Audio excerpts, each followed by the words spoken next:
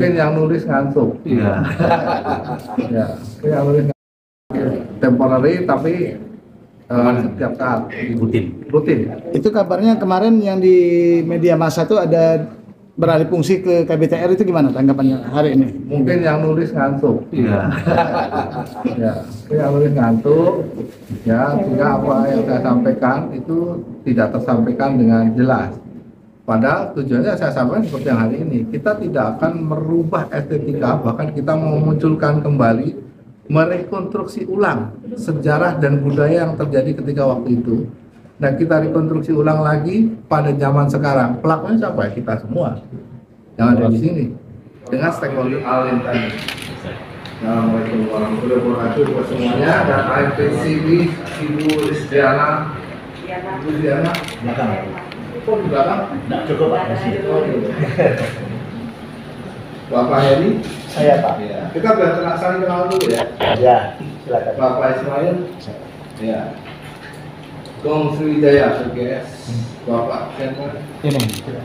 Bapak Kerukunan Keluarga Pedangdut Palembang, KGS M. Ridwan. Bagaimana dengan Kopi Dangdut? Asik. Kalau PD ini Pak, PD yang terkait dengan kami kita kaitan masalah seni dan budaya. Sekali lagi Assalamualaikum warahmatullahi wabarakatuh. Waalaikumsalam. Mohon maaf terlambat karena pada agenda saya terinformasi bahwa akan ada paparan klien. Baik. Ya. Tadi sudah disebutkan nama-nama dari aliansi ini, jadi berbagai kawan-kawan baik seniman maupun aktivis kebudayaan lainnya. Ada ini Ketua Dewan Kesenian Palembang, Pak Hasan, itu mantan Ketua Dewan Kesenian Palembang. Siapa? Sekarang udah naik daun, udah naik ranting gitu. Jadi Ketua Dewan Kesenian Sumatera Selatan. Tadi Pak Heri itu penyair dari Mas Tadi. Ada Pak Sekretaris MPCB, Mas Hari Banji. Beliau dosen sejarawan. Kemudian siapa lagi? Mang Dayat, Mang Dayat ini YouTuber. Ada Nasir, dokter ini, Dokter Nasir, dosen juga. Dan ada siapa lagi di belakang? Kusoy. Ada Kusoy, juga Sriwijaya, sekretaris. Saya sendiri Febrial Intani, juga mantan Ketua Dewan Kesenian Palembang. Dan saya basisnya sastra, menulis dan juga teater. Akhir Gibran. Gibran. Sang Nabi itu Khalil Gibran. Hari ini sengaja kami jadi pertama silaturahim karena kita belum pernah ketemu. Yang kedua kami akan karena paparan tentang pemanfaatan ilmu kesenian Palembang. Dan materi ini sebenarnya sudah 3 kali kami paparkan. Pertama presentasi dengan Bapak Ratu Dewa sebagai PJ juga waktu itu, tetapi tidak sempat dengan waktunya, ya. Akhirnya sama Pak Kadin Budaya Agus Rizal, dan sekarang Pak Dinas Kepala Dinas Pertindak. Ya. Kemudian pergantian presentasi juga sama Pak Kepala Dinas Budaya. Gitu. Jadi ini materi ini usulan kami. Bagaimana memanfaatkan gedung kesenian Palembang ini. Baik, kita mulai saja dari pertama, agar kita bisa jernih memahami apa itu gedung kesenian Palembang. Saya paparkan dulu sejarahnya, Pak. Bisa dipisahkan sedikit. Ini jadi ada yang menduga, kalau kita lihat di Wikipedia, bahwa gedung kesenian Palembang ini katanya dulu gedung society di masa Belanda. Ada di situ ada 3 bangunan: balai pertemuan, balai prajurit sekarang dikelola oleh Kodam, dan di sisinya ada semacam kantor yang nah itu berkembang kalau di Wikipedia seperti itu. Terus setelah kami gali lagi sejarahnya, ternyata gedung ini dibangun pada tahun 51 dan diresmikan dalam prasasti ditandatangani oleh Gubernur Sumsel M. Isa waktu itu. Ini gedung Balai Pertemuan. Tapi kalau gedung society tadi itu sebagaimana gedung society di kota-kota lain, itu tempat sosialisasi para Belanda, orang Belanda. Nah, ketika diresmikan sebagai balai pertemuan, tentu kegiatan-kegiatan di gedung ini dimanfaatkan untuk pertemuan dan kesenian. Lalu pada masa wali kota di Santana, gedung ini digunakan sebagai kantor Pamung Praja. Nah, pada masa awal wali kota Pak Romi Karpal dikelola oleh pihak ketiga, Alista, menjadi KBTR, Kuto Besak, Teater dan Restoran. Nah, selanjutnya pada tahun 2019 diserahkan kembali kepada Pemkot. Nah, tidak dapat perhatian sayangnya. Maka gedung ini next menjadi terbakar. Dijarah semua tuh Pak.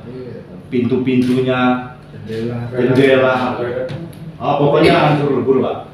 Pagarnya juga terbuka di mana-mana sehingga di situ menjadi apa ya? Padahal di belakang sini jadi tidak lurus gitu ya. Padahal itu objek yang diduga cagar budaya. Nah, kemudian kita pada waktu itu dalam diskusi dengan kawan-kawan aktivis kebudayaan ini, kita melihat Palembang ini kota jaringan kota pusaka, tetapi kok cagar budaya tidak ada yang lurus. Maka kita buat aksi waktu itu. Aksinya adalah Palembang Darurat Cagar Budaya. Nah, kita mulai aksi 7 Februari 2023 di halaman kantor wali kota. Sebelum aksi kami ke sana dulu, Pak, kami kumpul. Dan ketika di sana, kami miris sekali melihat itu. Dan kok kantor ODCD, objek diduga cagar budaya, tetapi tidak terurus dan bahkan di belakang kantor wali kota sendiri. Nah, gitu. Sehingga kami terus melakukan aksi dan akademisi dan aktivis budaya lainnya. Nah, kemudian oleh Pak Wali Kota Andalusia, kami ada dialog waktu itu. Nah, setelah dialog, Pak Andalusia menyerahkan atau mengalihkan gedung ini yang sudah diserahkan ke Basnas, diserahkan atau disetujui menjadi gedung kesenian Palembang. Itu atas usulan. Sebelumnya Dinas Kebudayaan sebenarnya sudah mengusulkan gedung itu menjadi taman budaya, gitu. Tapi tidak disetujui dan kemudian malah dijadikan untuk kantor Basnas seperti itu. Begitu Pak yang saudara. Nah, kemudian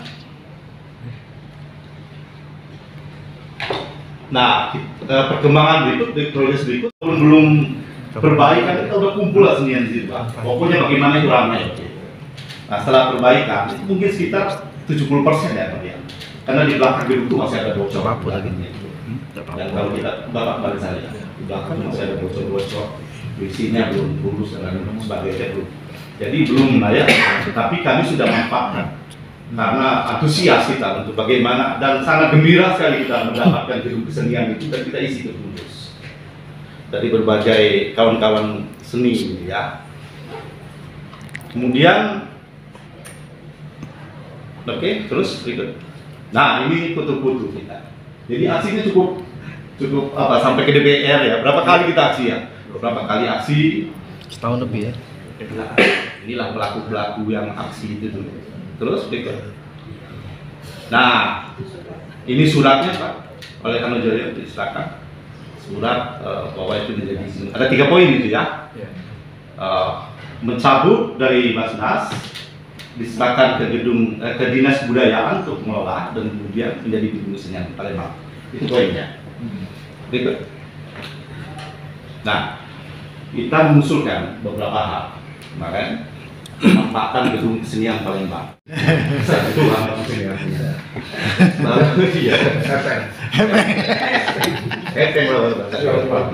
Lalu diskusi, seminar dan karya seni. Terus bagaimana? Terus berikut. Nah, dasarnya apa? Bahwa gedung kesenian diperjuangkan oleh MPCB yang meliputi unsur-unsur masyarakat seni seperti DKP, sejarawan, budayawan, akademisi, budaya, dan lainnya. sebagai sarana dan prasarana untuk kegiatan kesenian khususnya bagi masyarakat seni Kota Palembang. Yang kedua, bahwa Dinas Kebudayaan Kota Palembang menyambut baik tujuan perjuangan APCB dan telah pula mengupayakan usulan anggaran perbaikan TA 2023 dan ED pengembangan di KPTA 2024. Bahwa seni merupakan satu objek kemajuan budaya dalam undang kemajuan budaya dari 10 objek itu. Artinya ada payung hukumnya ini. Dalam rangka kemajuan budayaan, pemerintah pusat dan pemerintah daerah mengembangkan tugas menyediakan sarana dan prasarana serta pendanaan. Itu dasar hukumnya. Nah, perkembangan kemarin DED ini dengan Pak Agus Rizal setelah 1 kali dan kemudian sama Pak Agus Rizal kemarin ada DED. DED itu sudah diskusikan interiornya sebagaimana, dasarnya juga kita setuju dia diskusi itu kemarin. Artinya di interiornya itu akustiknya gitu Pak ya. Saya yakin kalau saya melihat Pak Uco ini orang seni dia paham dia soal panggung gitu. Karena saya juga baca berita ini. Wajar Pak. Tapi saya yakin Pak. Biasanya paling tidak penyanyi lah kalau Pak tadi. Paling tidak begitu. Kalau berdua main satu ya. Kalau bertiga main apa? Kalau berempat merampok. Kalau berempat main gap ya. Dari 4 merampok aja. Kemudian jadi itu kita setuju sekali waktu itu sebenarnya. Dan saya bayangkan kalau itu diimplementasikan di ide yang dibuat di masa Pak Agus Rizal, menurut kami minimal oleh baik kalau wisatawan itu dulu pasti. Apalagi kalau di sini ada kegiatan-kegiatan kesenian dan sebagainya. Ya ini dasar sih lewati saja ya. Bapak, enggak masih saya jelaskan tentang dasar dari Dewan Kesenian tadi. Terus tadi ya. Oke.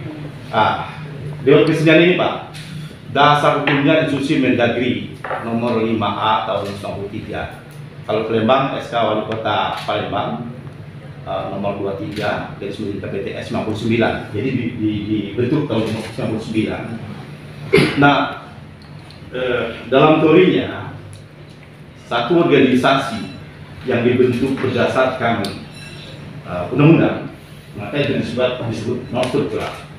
Jadi Dewan Kesenian ini lembaga non struktural. Artinya dia mitra ke pemerintah kota, sejajar dia. Dalam fungsinya itu disebutkan sebenarnya dia penasehat sebenarnya, penasehat wali kota untuk membangun kesenian. Itu di konsep oleh Bang Salim Sahid waktu itu pada tahun-tahun 80-an gitu yang waktu itu. Dan memang diperlukan Dewan Kesenian ini karena kita paham bahwa di instansi budaya ini adalah para pejabat atau para ASN yang tentu berganti-ganti. Nah, pengalamannya di kesenian kan tidak saja orang-orang seni. Maka ketika pejabat-pejabat ini baru katakanlah sebagai tahanan baru kan tentu harus didampingi oleh seniman karena tidak mungkin memahami itu secara cepat. Nah, kira-kira begitu fungsinya. Artinya Dewan Kesenian sangat dibutuhkan oleh instansi ini. Dia tidak boleh tinggalkan. Atau bertanya, apa itu seni? Apa itu cabang-cabang seni? Akan begitu kira-kira pentingnya. Karena itu saya kira dasar munculnya Dewan Kesenian ini. Baik, berikut.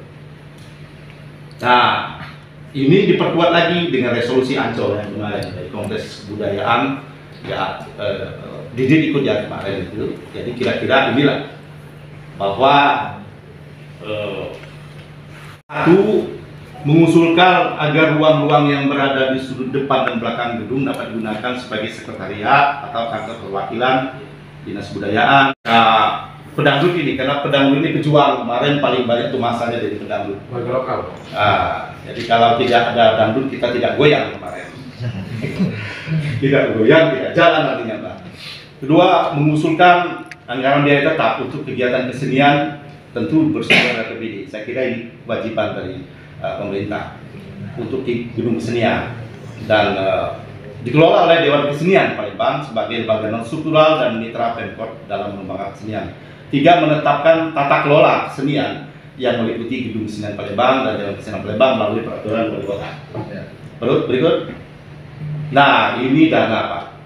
Dana ini kami rinci paling tidak Ya. ada 12 kali pementasan. Jadi setiap bulan. Kalau 12 kali pementasan, kan ada 6 cabang seni. Berarti setiap cabang seni kebagian 2. Paling tidak begitu. Ada workshop juga 12 kali. Soal angka itu bisa dirunding. Tapi angka di sini kalau melihat kemampuan dari dinas pendidikan harus ada kegiatan kesenian. Berikut. Oke, udah ini ya. Udah. Nah, kira ini Pak. Jadi gini Pak. Ini artinya sudah 3 kali kita paparkan. Dan kami menunggu kemarin setelah dipaparkan dengan para bapak menunggu ada nggak kita membicarakan ini lagi, misalnya menggodok ini sehingga menjadi satu usulan dan bisa dijadikan regulasi. Kami tunggu sampai kemarin belum ada. Dan tiba-tiba 3 hari lalu kami dengar ada pertemuan di Gedung Kesenian Palembang dan kami tidak dilibatkan. Jadi ini tidak paham itu pertemuan apa. Tiba-tiba ada pertemuan yang itu saja belum selesai.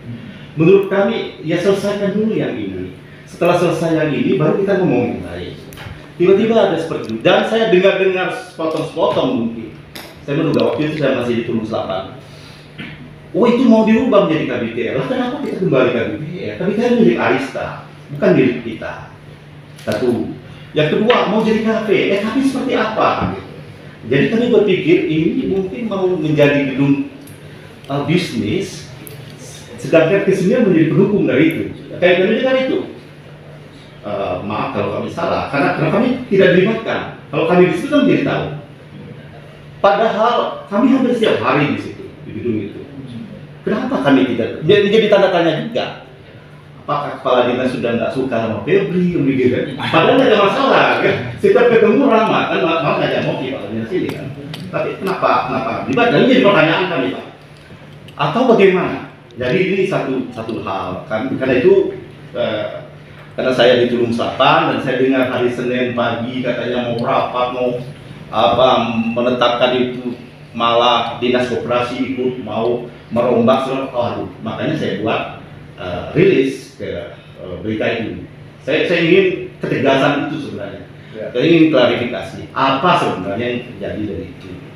Dan menurut saya ya dahulukan kesenian, jangan yang lain dulu. Dan mohonlah kami ya dari Aliansi Masyarakat Peduli Cagar Budaya dan kemudian Dewan Kesenian Palembang ini, ya janganlah ditinggalkan begitu Pak Oco.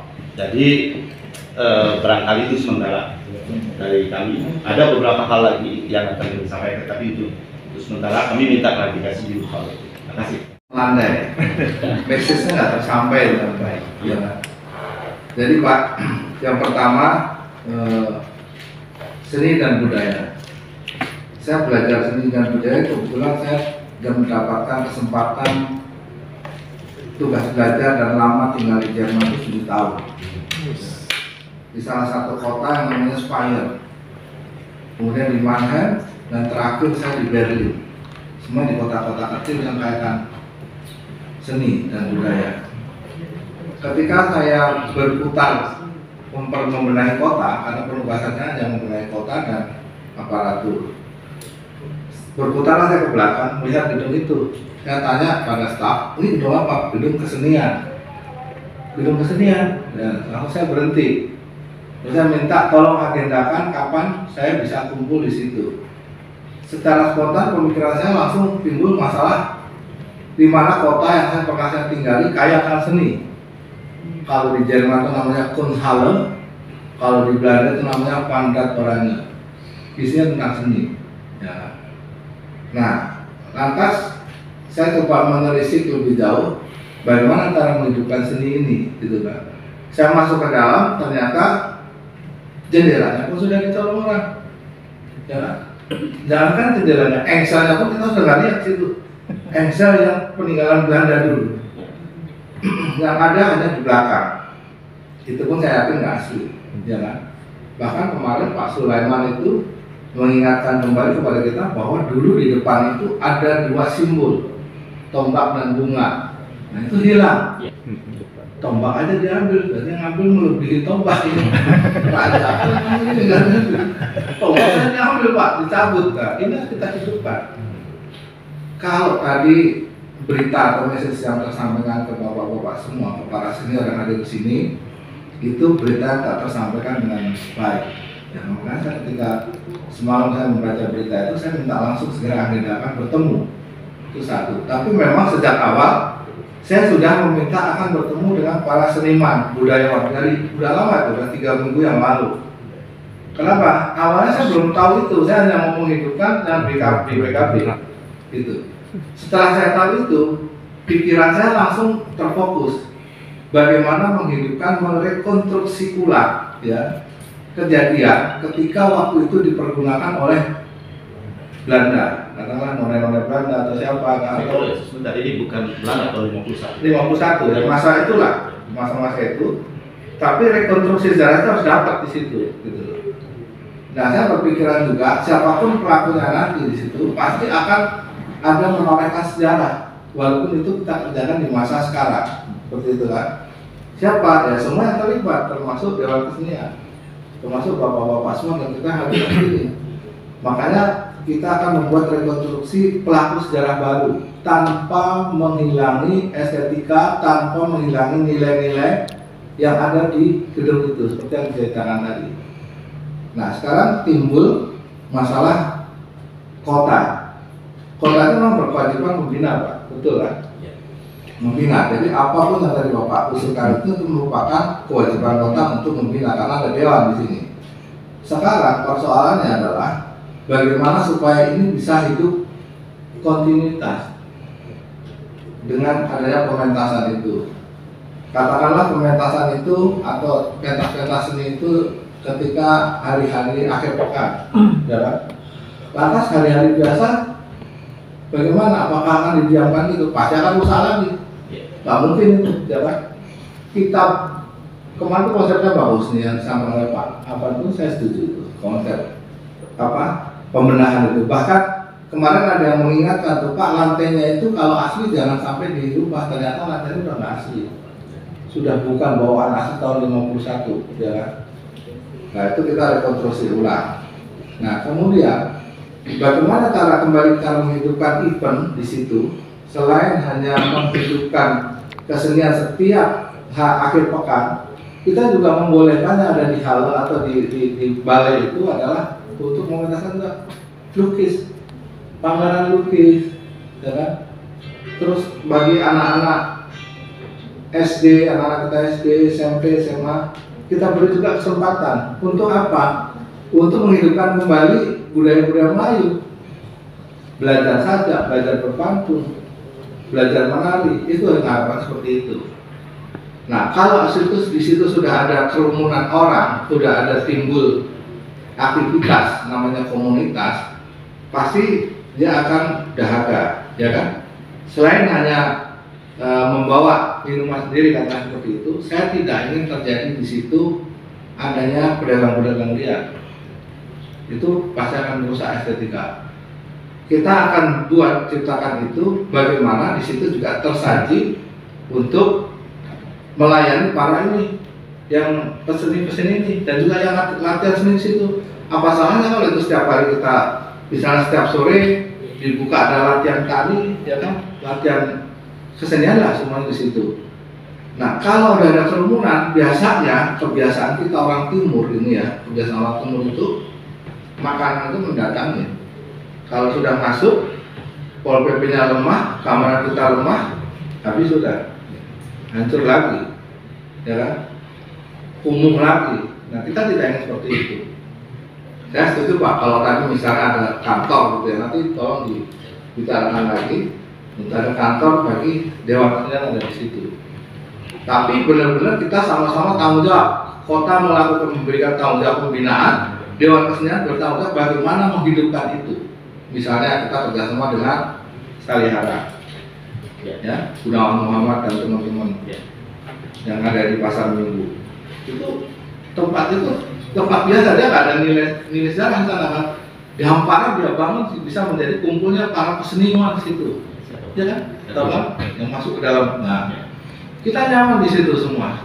Bahkan sekarang setiap sore mereka ada latihan. Bahkan mereka kerjasama dengan Belanda, kerjasama dengan Jerman, kerjasama dengan Prancis, ya kan, Pak? Nah, itulah Pak yang ada di benak saya itu. Bagaimana kita bisa menghidupkan ini balai apa tadi? Bukan namanya saya balai perempuan apa?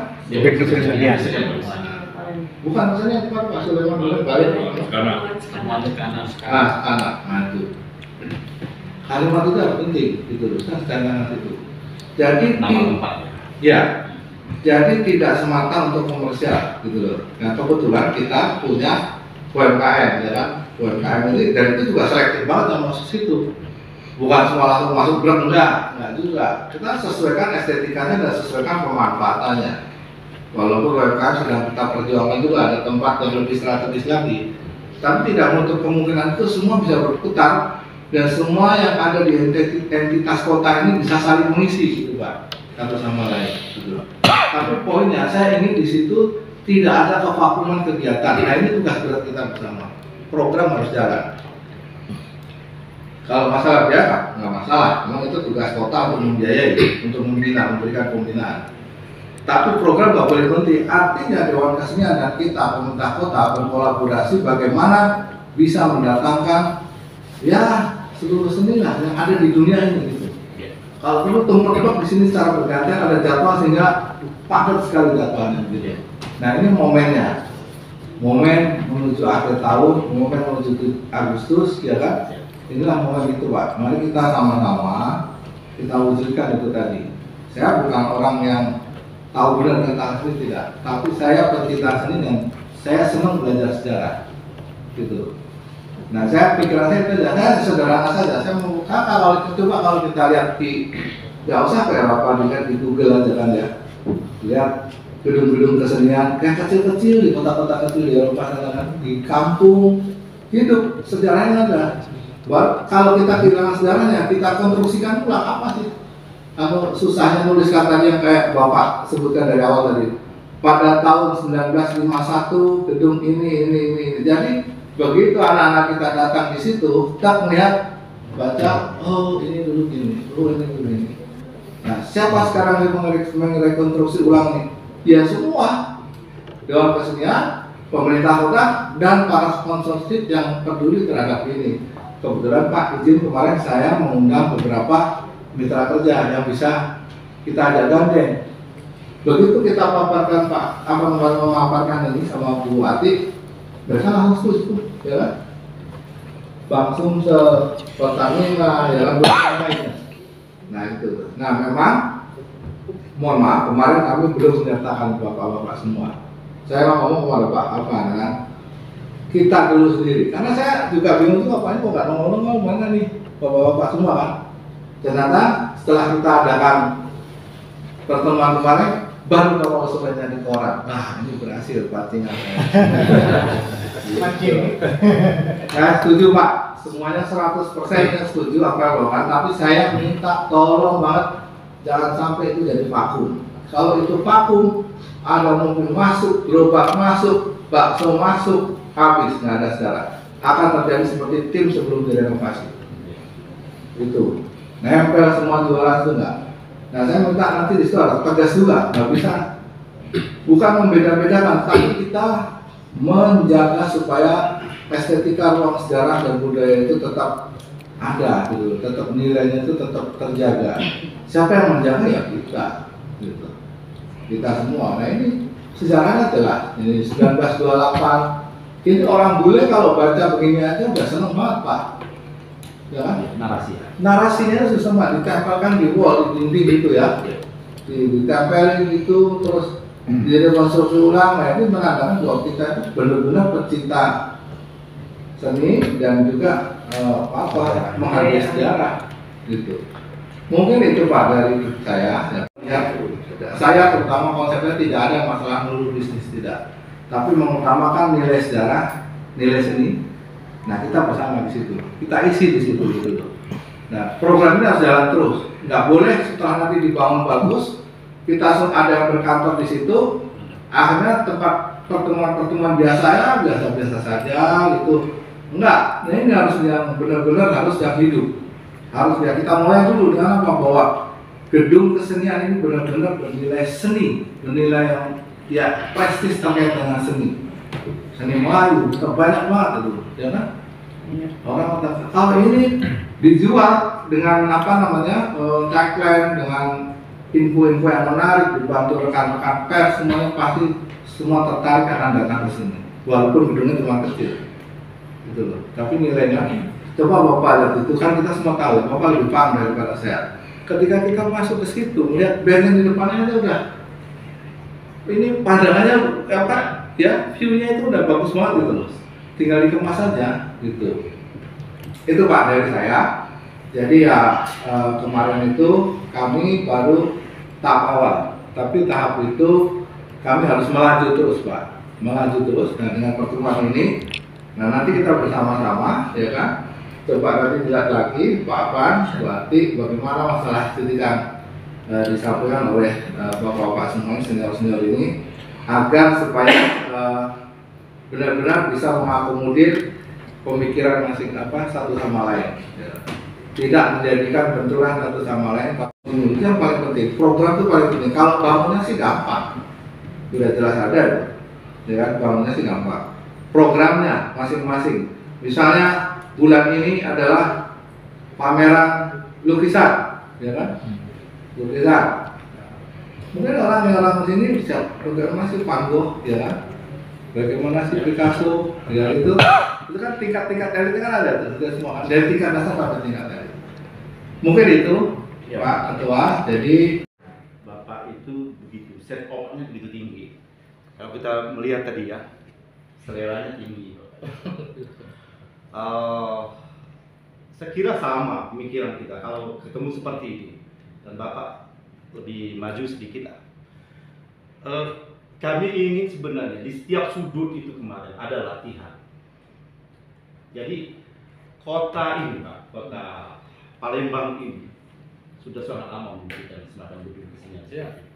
Dulu ada taman budaya, tapi kemudian setelah reformasi ditukar guling ke seberang sana, ke Jakabari.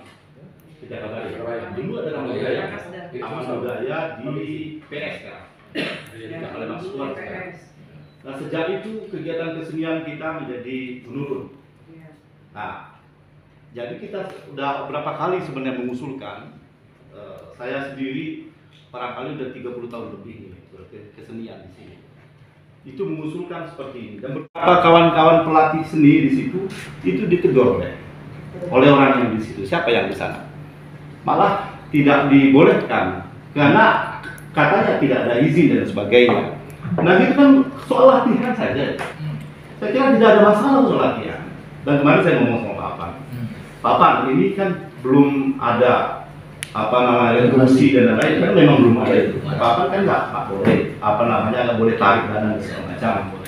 Nah maka saya juga berpikir kalau kawan-kawan pentas tentu kan biaya listrik dan sebagainya kan tidak ada tulisan. Menurut Pak Afan tidak masalah, kami yang bayar. Tapi saya dengar akhir-akhir ini juga ada keluhan soal itu. Sehingga kami beranggapan latihan kawan-kawan di situ dihambat itu karena persoalan itu. Saya juga usulkan kalau enggak kita ganti saja token misalnya. Jadi kalau mau latihan bayar token sendiri, atau buat kwitansi untuk gotong royong bayar listrik, tidak juga masalah itu. Kalau hanya sekedar itu. Tapi saya ingat betul Pak Afan ngomong tidak masalah, nanti kami yang wah ini sangat baik hati saya kira Pak Afan waktu itu Pak. Tapi ini yang terjadi Pak. Ada beberapa kawan yang kita dengar itu sulit latihan karena hal-hal yang seperti itu. Dan bahkan ditegur di depan anak buahnya misalnya, pelatihnya itu kan sangat tidak baik. Jangan sampai seniman ini sangat sensitif soal itu. Nah, saya kira itu saya sepakat itu.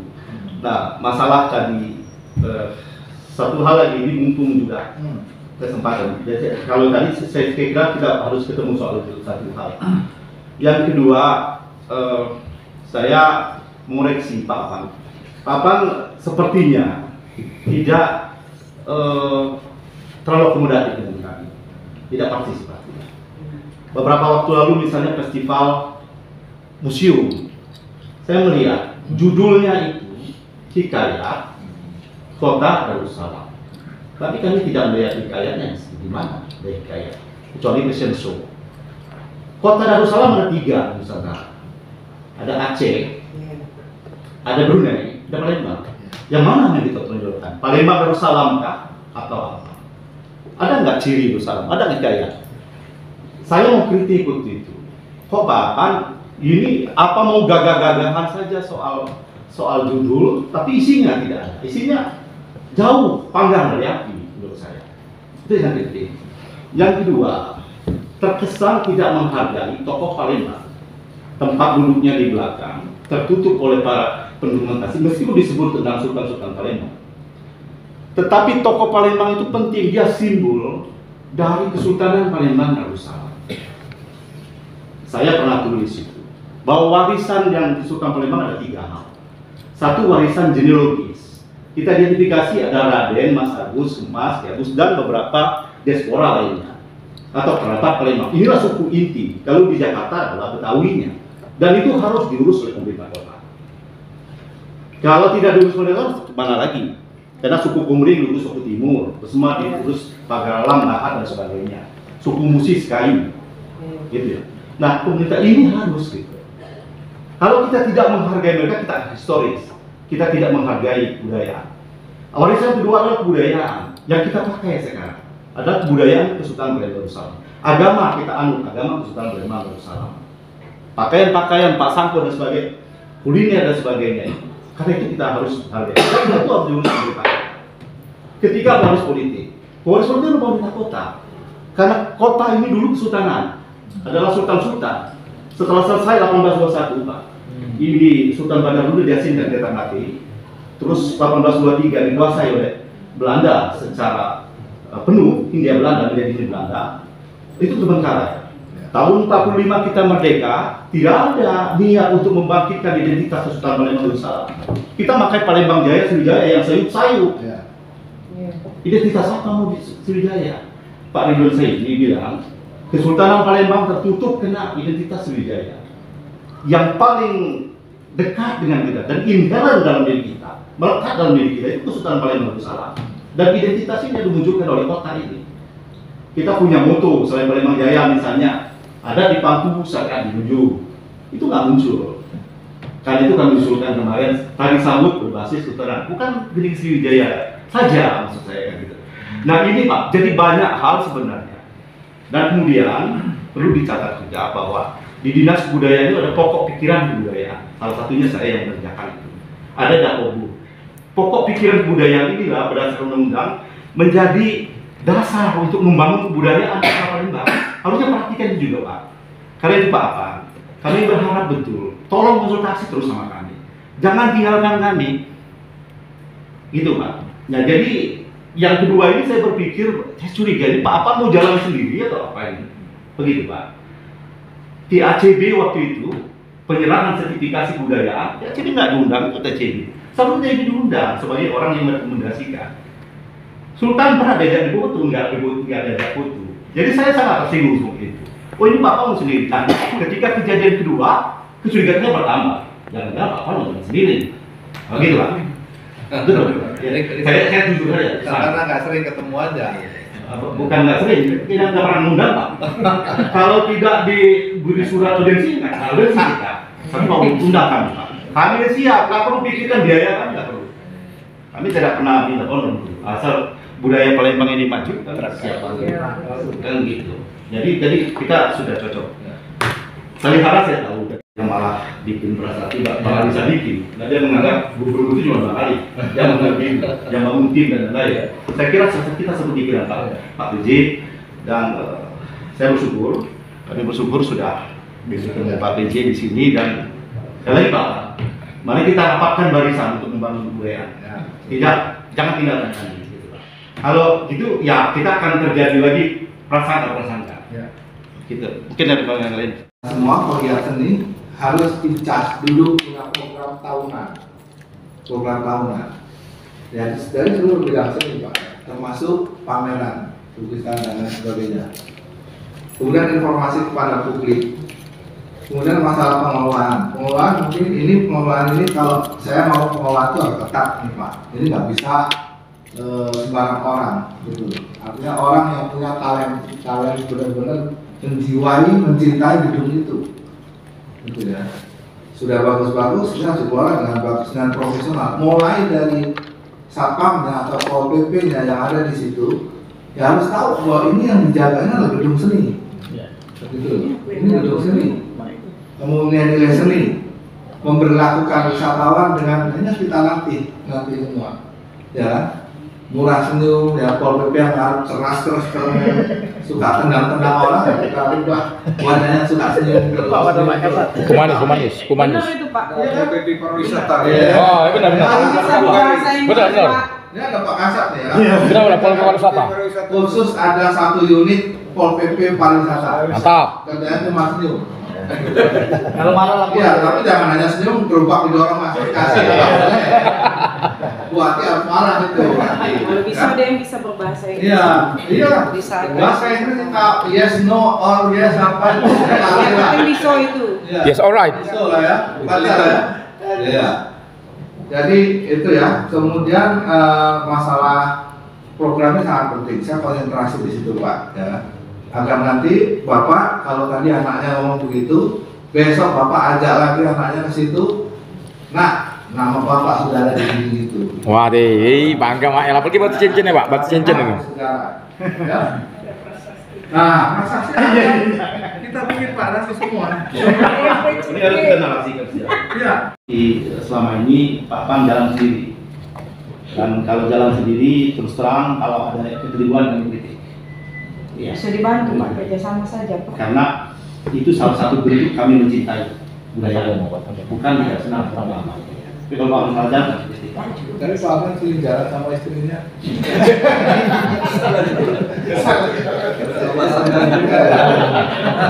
Salah pasangan. Itu lebih males. Jalan berganti. Nggak pernah jajan.